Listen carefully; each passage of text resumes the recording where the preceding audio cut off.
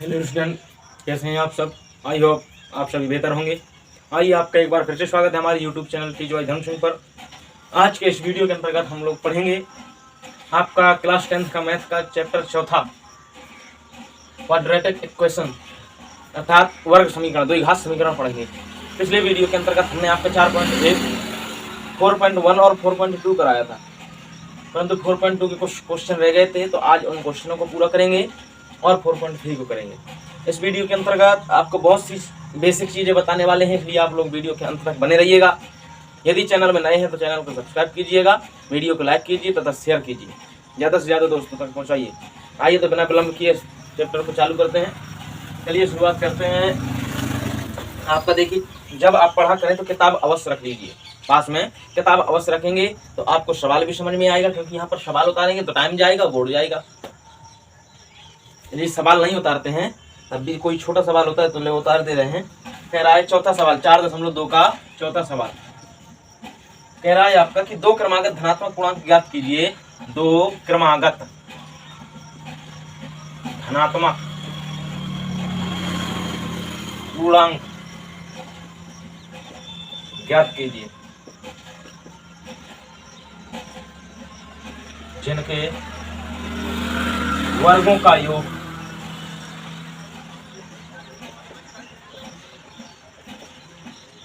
365। ठीक है, ये आपको क्वेश्चन दिया है। दो क्रमागत धनात्मक पूर्णांक, क्रमागत अर्थात कोई भी क्रम से, एक अगर 10 है तो अगला 11 हो, एक 15 है तो अगला 14 हो, इस प्रकार से आपको क्या करना है। एक 13 है अगला 14। चलिए देखते हैं, अपन क्या मान लेंगे, एक पूर्णांक x तो अगला क्या होगा x प्लस 1, माना दो क्रमागत धनात्मक पूर्णांक क्या है आपका x तथा, अब देखिए एक x है तो अगला क्या होगा, x में से एक ज्यादा तो जोड़ देंगे x प्लस 1। अब आपने मान लिए, प्रश्नानुसार क्या कह रहा है,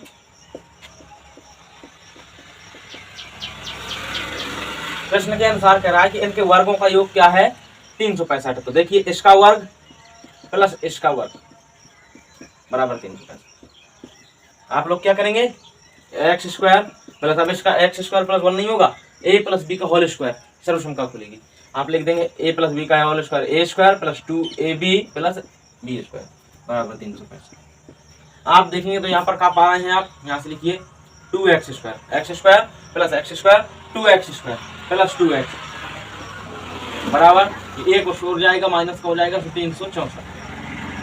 अब देखिए दो पूरे से कॉमन है, 2x स्क्वायर प्लस x बराबर 364, एक्स स्क्वायर प्लस x बराबर 364 बटे 2, 2 एकम 2, 2 अट्ठे 16, 2 2 नीचे, तो एक्स स्क्वायर प्लस x दूसरी ओर लाएंगे तो 182 बराबर 0। देखिए आपको देखिए ये एक द्विघात समीकरण प्राप्त हुआ। इस द्विघात समीकरण को आप हल कर सकते हैं, ये आपसे हल करना पड़ता है। इसे एक तो पूर्ण वर्ग बनाने की विधि से हल कर सकते हैं, जो कि आपकी सिलेबस से हटा दी गई है। यदि आप लोगों को समझना है आप लोग कमेंट में बताइए, हम आपको अलग से समझाएंगे पूर्ण वर्ग बनाने की विधि। दूसरी विधि है गुणनखंड विधि, और तीसरी उसी पूर्ण वर्ग विधि को संक्षेप में करके, ताकि कठिन ना हो, इसलिए भारतीय गणितज्ञ आचार्य श्रीधर ने एक सूत्र दिया था, जिसे श्रीधराचार्य सूत्र कहते हैं या द्विघाती सूत्र, उस सूत्र से लगा सकते हैं। तो ये आपको बाद में बताएंगे, पहले आपका ये जो सिलेबस में है केवल गुणनखंड विधि से वो करते हैं।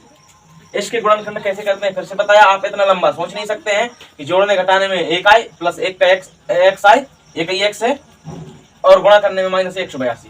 इसके लिए 182 का गुणनखंड कर लोगे आप, 2 2 9 18 1 13 7 91 13।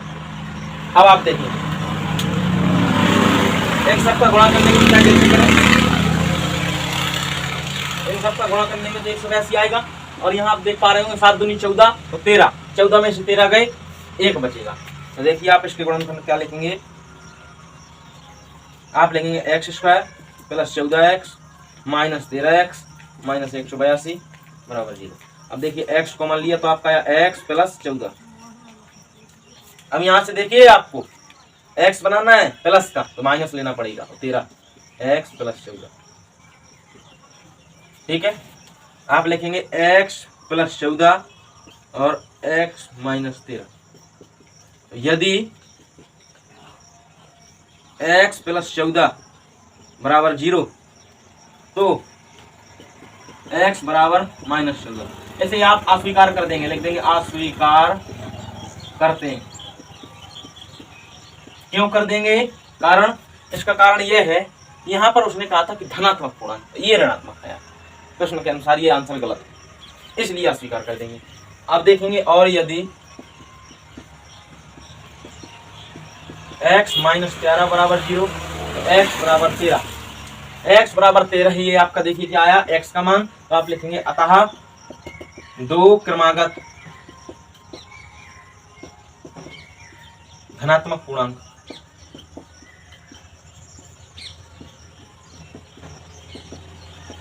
x बराबर 13 तथा x प्लस 1 बराबर 13 प्लस 1 बराबर 14।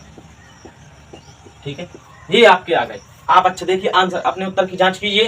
13 का वर्ग कितना होता है 169, 14 का 196। देखिए 9 6 15, 9 6 15 1 16, 2 2 1 1 2 1 3।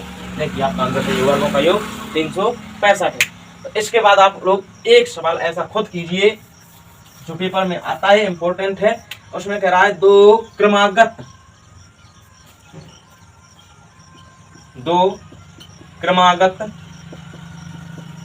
धनात्मक विषम पूर्णांकों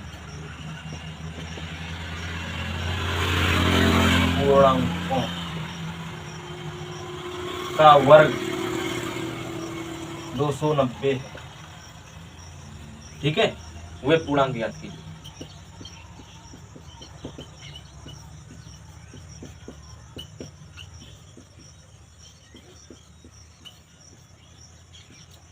ये आपका सवाल, ये आप लोगों को खुद करना है। इसमें बस एक बात समझ लीजिए, यहाँ पर कह रहा था क्रमागत, तो क्रमागत का मतलब एक जोड़ेंगे। 13 से 14 आ गया, 15 से 16 आ गया। परंतु जब क्रमागत सम या क्रमागत विषम की बात करें तो दो का अंतर रहता है। देखेंगे आप 2 के बाद 4, 4 के बाद 6, 6 के बाद 8, ये इतनी सम संख्याएं हैं, इनमें दो का अंतर है। सभी सम संख्याओं में दो का अंतर होगा, क्रमागत होंगी लेकिन 2 का अंतर होगा। इसी प्रकार से विषम में भी 2 का अंतर होगा, 3 5 7 9 11, इस प्रकार से 2 का अंतर होगा। तो आप क्या मानेंगे, माना ये कितनी है x और अगली x प्लस 2 है, फिर इनके वर्गों का योग 290 है, समीकरण बनेगा, उसे आप सोल्व कर देंगे। ठीक है, आप लोग इस सवाल को करिएगा अवश्य, ना बने तो कमेंट बॉक्स में अवश्य बताइएगा। इसका स्क्रीनशॉट लीजिए। इसके बाद अगला सवाल करते हैं। देखिएगा आपका अगला सवाल है, कह रहा है एक समकोण त्रिभुज है जिसकी ऊंचाई आधार से 7 सेंटीमीटर कम है। 5वां सवाल है, यदि कर्ण 13 सेंटीमीटर का हो तो शेष दो भुजाएं ज्ञात कीजिए। ऊंचाई आधार से अर्थात सब किस पर आधारित है, आधार पर। तो देखिए एक समकोण त्रिभुज बनाएंगे।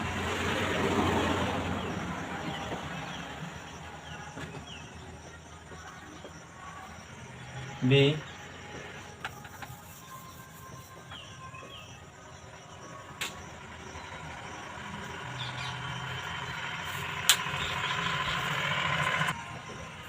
देखिएगा ये है एक आपका समकोण त्रिभुज। मान लीजिए ए, बी और सी। क्या कह रहा है, आधार से ऊंचाई कम। तो ऊंचाई आधार मानेंगे, पर माना आधार कितना है x। अब कम की बात कर रहा है, हम एक बात करें कि यदि कोई संख्या 15 से 7 कम है तो 15 में से 7 घटा देंगे। इस प्रकार से इसमें से x में से 7 घटा देंगे, x माइनस 7, और ये है 13 सेंटीमीटर। बस कुछ नहीं करना है, आप लोगों को पाइथागोरस प्रमेय लगानी है, सवाल हल हो जाएगा। लिख लेंगे माना त्रिभुज का आधार कितना है x सेंटीमीटर, तब ऊंचाई x माइनस 7 सेंटीमीटर। ठीक है, अब आप कहेंगे समकोण त्रिभुज पर अतः तथा, यहाँ पर और लिख लीजिए तथा कर्ण बराबर 13 से आप कहेंगे कि अब समकोण त्रिभुज इसमें ए बी सी में पाइथागोरस प्रमेय क्या होती है? पाइथागोरस प्रमेय कर्ण का वर्ग शेष दो अन्य भुजाओं के वर्गों के योग के बराबर होती है। ये कर्ण है, ये शेष अन्य दो भुजाएं जो है इसका वर्ग प्लस इसका वर्ग बराबर इसका वर्ग, यही होती है कर्ण स्क्वायर बराबर लंब स्क्वायर प्लस आधार स्क्वायर। तो कर्ण आपका क्या है? 13 का स्क्वायर बराबर x का स्क्वायर प्लस x माइनस 7 का स्क्वायर। फिर वही बात यहाँ पर 13 का 169 x स्क्वायर प्लस, अब ये देखिए सर्वसम खोलेंगे a माइनस बी का होल स्क्वायर, तो a स्क्वायर माइनस 2ab 7 दूनी 14 x प्लस 49। अब देखिए आप सब यहाँ पर क्या पाएंगे? 2x स्क्वायर, तो 2x स्क्वायर लिखेंगे सो माइनस 14x बराबर, अब इसको ले आएंगे तो 169 माइनस 49। अब आप देखिए इनसे 2 कॉमन लीजिए, 2x स्क्वायर माइनस 7x बराबर ये आपका घटाने पर बचेगा 120। तो आप देखिए x स्क्वायर माइनस 7x बराबर 120 बटे 2 बराबर 60। तो आप पाएंगे x स्क्वायर माइनस 7x बराबर नहीं, इस ओर ले आइए तो 60 बराबर। आपको चाहिए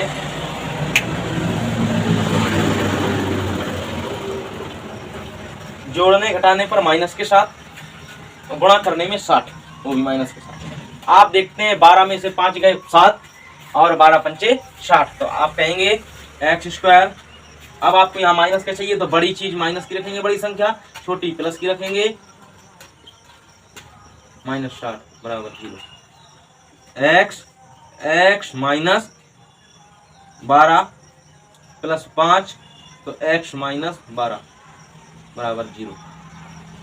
एक्स माइनस 12 और एक्स प्लस 5 बराबर 0। आप कहेंगे कि यदि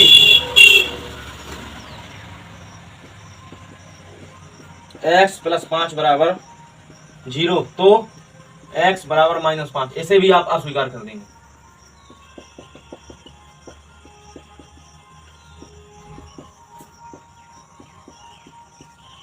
क्यों अस्वीकार कर देंगे? क्योंकि भुजाएं ऋणात्मक और शून्य नहीं हो सकती, भुजाएं सदैव धनात्मक होती हैं, ऋणात्मक नहीं हो सकती। ठीक है, तब लिखेंगे कि और यदि x माइनस 12 बराबर 0 तो x बराबर 12। अब ये देखिए आपका आधार आया 12, ऊंचाई कितनी थी लिखने में, तब ऐसा लिख दो, अतः आधार x, आधार माना था अपने x तो बराबर 12 सेंटीमीटर तथा ऊंचाई x माइनस 7 बराबर 12 माइनस 7 बराबर 5 सेंटीमीटर। ये आप काम करेंगे।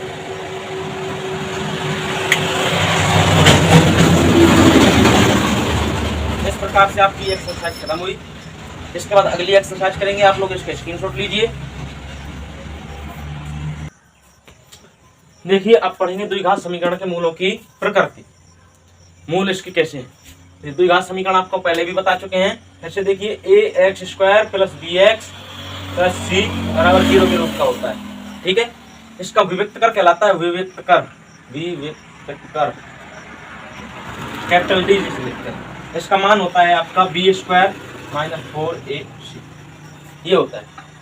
अब आप डायरेक्ट डी से नहीं चलेंगे, आप ना डी छोटा बड़ा नहीं कहेंगे, डायरेक्ट इसे कहेंगे, ताकि ये अगर आप बी स्क्वायर माइनस 4ac याद रखते हैं, इसका अलग से मान याद रखने की जरूरत नहीं पड़ती है, वो हमेशा याद रहता है। अगर आप डी करेंगे तो डी से तो सवाल लगने वाला नहीं है, डी का मान रखनी पड़ेगा बी स्क्वायर माइनस 4ac, इसकी तुलना करनी पड़ेगी, ए का बी का सी का मान ज्ञात करना पड़ेगा। इसलिए अपन सीधा से चलेंगे कि यदि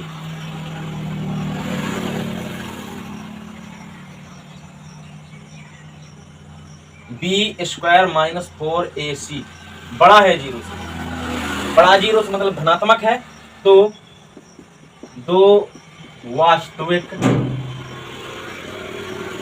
तथा समान मूल होंगे, समान मूल होंगे। मूल मतलब इसके हल होते हैं जो, ठीक है। दूसरी स्थिति बनती है यदि बी स्क्वायर माइनस 4ac बराबर हो 0 के, तो दो वास्तविक तथा समान, यहाँ समान नहीं, यहाँ असमान लिखिएगा, वास्तविक तथा असमान मतलब अलग अलग, यहाँ पर समान समान मूल होंगे। अब देखिए तीसरी कंडीशन क्या बनेगी। अब देखिए बड़ा हो गया, छोटा हो, बड़ा हो गया, बराबर हो गया। तो अब यदि बी स्क्वायर माइनस 4ac छोटा हो 0 से, अब छोटा कैसे होगा, ऋणात्मक होगा, तो मूल कैसे होंगे, काल्पनिक,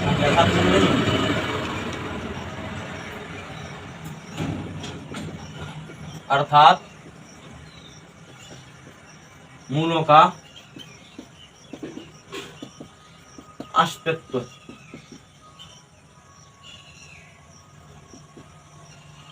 नहीं होगा, ठीक है। ये थे आपके मूलों की प्रकृति। अब आप देख करके समीकरण को बता सकते हैं, कई बार समीकरण गलत दे देते हैं, तो उसमें से आप देख करके बता सकते हैं कि इसके मूल कैसे होंगे, दोनों बराबर होंगे, अलग अलग होंगे, या फिर होंगे ही नहीं। आपकी सिलेबस में अगर मूल काल्पनिक है, अर्थात बी स्क्वायर माइनस 4ac छोटा है 0 से, तो उसे ज्ञात नहीं करते हैं। इमेजिनरी नंबर क्योंकि अभी आप जानते नहीं हैं काल्पनिक संख्या है, 11वीं में आप लोग काल्पनिक संख्या पढ़ेंगे, उसके बाद इन्हें भी ज्ञात करेंगे, ठीक है। आप लोग इसका स्क्रीनशॉट लीजिए, इसके बाद अगला सवाल बताते हैं, अगली प्रश्नावली की इसी पर आधारित सवाल। चलिए ठीक है,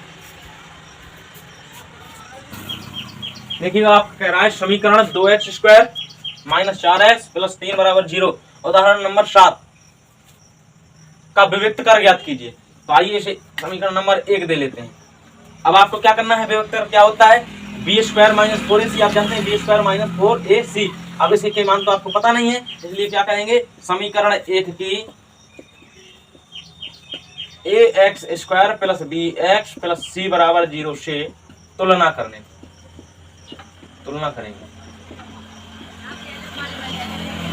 करिएगा, क्या पाएंगे आप, a बराबर 2, b बराबर माइनस के 4 और c बराबर 3, ठीक है। अब आप डायरेक्ट लिखिए कि अतः विविक्त कर d बराबर बी स्क्वायर माइनस 4ac। तो आप क्या लिखेंगे, d बराबर b की जगह माइनस 4 का स्क्वायर माइनस 4, a की जगह 2 और c की जगह 3।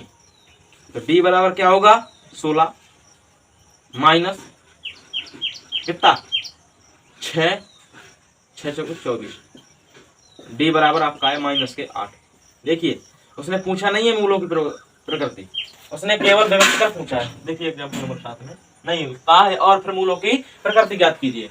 अब देखिए कैसा आया, छोटा आया 0 से, ऋणात्मक है इसलिए छोटा है, तो आप लिखेंगे चूंकि बी स्क्वायर माइनस 4ac क्या है, छोटा है 0 से, अतः मूलों का अस्तित्व नहीं होगा।